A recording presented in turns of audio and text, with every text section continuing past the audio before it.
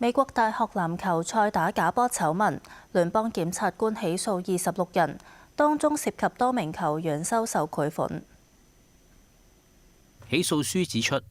，26名被告由2022年9月至去年2月期間，操控至少29場比賽賽果，令博彩公司同埋賭客獲利。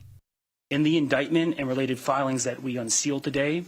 we allege an extensive international criminal conspiracy of NCAA players, alumni, and professional bettors who fixed games across the country and poisoned the American spirit of competition for monetary gain. 案件涉及17支 NCAA， 即美國大學體育協會一級男子籃球隊，共39名球員。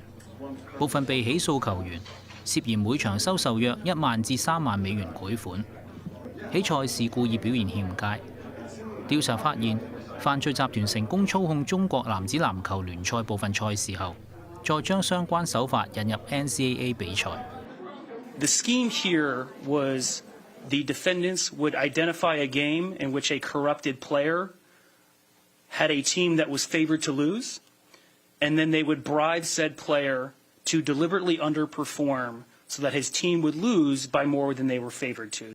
多家大學參與嘅賽事受事件影響，包括聖約翰大學、巴特勒大學、杜蘭大學同埋拉薩爾大學等。NCAA 主席貝克喺聲明表示，